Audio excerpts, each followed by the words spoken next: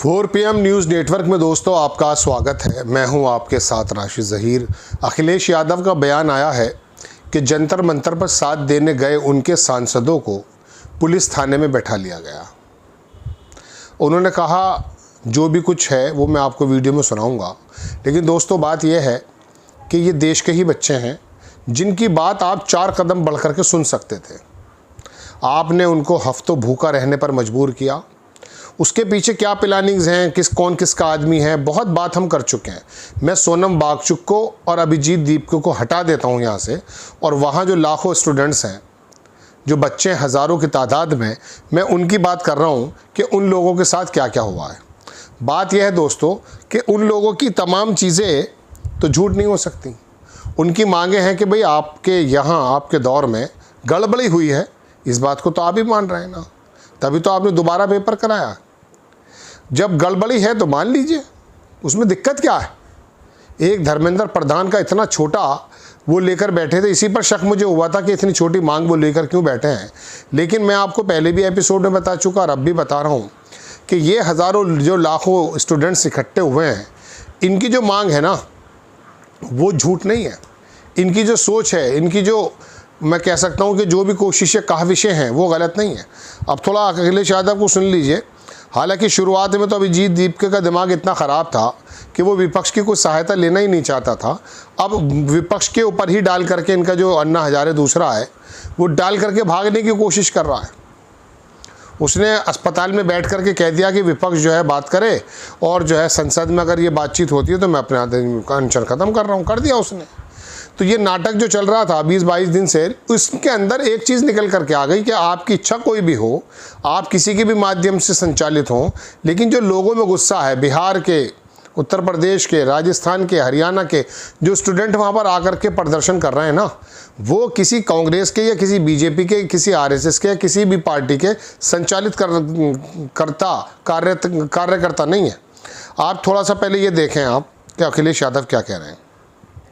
हमारे सांसद थाने में बैठाए हुए हैं और बाहर बच्चों की पिटाई हो रही है। अखिलेश यादव की ये बात आप सुन सकते हैं, देखें। हमारे सांसद थाने में बैठाए हुए हैं और बाहर बच्चों की पिटाई करी जा रही है। ये कौन सी सरकार है? ये कौन सी सरकार जो सबका साथ सबके विकास की बात कर रही है? आप बच्चों की सुनना नहीं चाहते। सरकार है कि अहंकार है आपके अंदर? ये अहंकार बोल रहा है।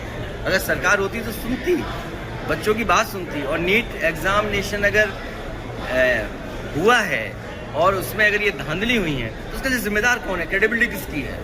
किसको ये तैयारी करनी थी? आप विश्व गुरु बनना चाहते हैं, दुनिया में आप कह रहे हैं अमृत काल है, लेकिन आपके मंत्री आप नहीं हटा पा रहे हैं। अब बात यह है दोस्तों कि ये जो तैयारी मैं दूसरी दिखा रहा हूँ आपको, इसको देखेंगे आप ज़रा, ये किस प्रकार से पैरामिलिट्री फोर्सेस के जो लोग हैं वो ऐसे खड़े हुए हैं संसद के बाहर जैसे कि कोई आतंकवादी हमला होने वाला है। हालांकि इनकी ये क्या मार देंगे वाकई? आप जरा ये भी वीडियो देखें।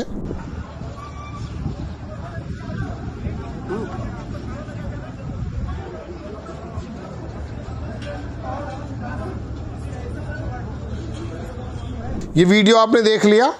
एक साहब हैं डॉक्टर लक्ष्मण यादव, हमारे भी चैनल पर आते थे। इन्होंने कहा कि ये तैयारी देख रहे हैं आप लोग, ये तैयारी किसी दुश्मन, किसी अपराधी, किसी गैंग या किसी आतंकी के खिलाफ नहीं की जा रही है। ये तैयारी उन युवाओं के सामने की जा रही है जो अपनी शिक्षा, रोजगार, पारदर्शी परीक्षा और अपने भविष्य को लेकर सरकार से जवाबदेही मांग रहे हैं। जब व्यवस्था अपने ही युवाओं को इस नज़र से देखने लगे तो ये केवल एक आंदोलन का नहीं बल्कि लोकतांत्रिक मूल्यों की कसौटी पर भी सवाल बन जाता है। चलिए खैर, ये भी मैं वीडियो आपको लगाए दिखा देता हूँ।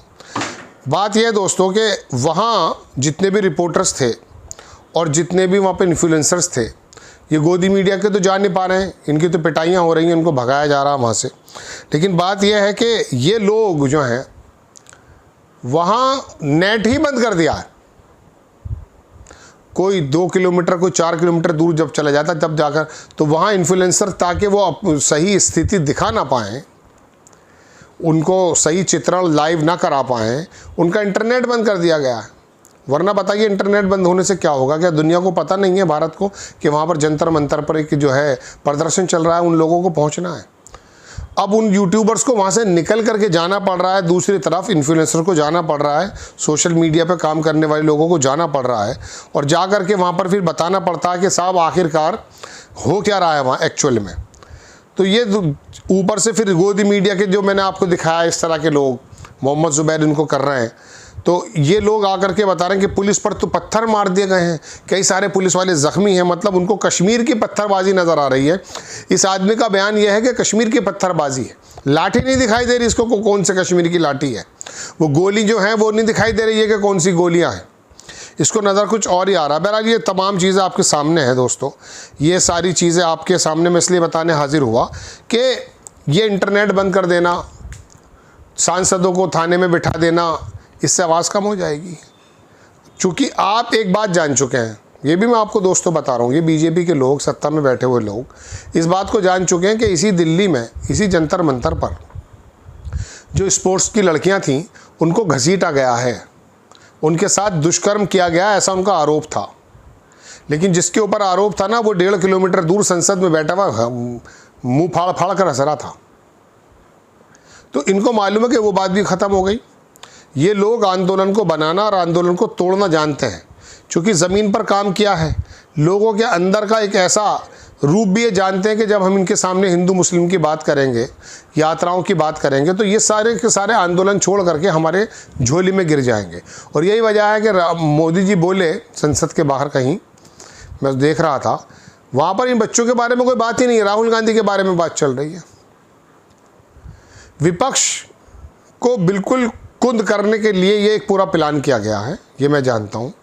लेकिन मैं आपको सिर्फ इतना बताना चाहता हूँ कि इस आंदोलन के मद्देनज़र जो बच्चे सड़कों पर आए हैं वो इनोसेंट हैं, उनकी आवाज़ें, उनकी मांगे, उनकी जो चीज़ें हैं वो जायज़ हैं, इकट्ठा हो गए हैं। हो सकता कोई और भी रूप लेकर आया जा सके। गोदी मीडिया तो इनको कश्मीरी पत्थरबाज बता रहा है, लेकिन आपके सामने यह है कि जो सांसद इनके पक्ष में भी आ रहे हैं, टीएमसी के हों, अखिलेश यादव के हों, प्रियंका गांधी अभी बोली हैं, उनको थाने में बिठाया जा रहा है। डिम्पल गई थी, अखिलेश की वाइफ जो हैं डिम्पल यादव, उनके साथ भी सुना यही व्यवहार हुआ है। तो ये सारा का सारा सिनेरियो आपके सामने मैंने दोस्तों इसलिए रखा कि ये अखिलेश यादव के सांसदों को बिठाना नहीं है।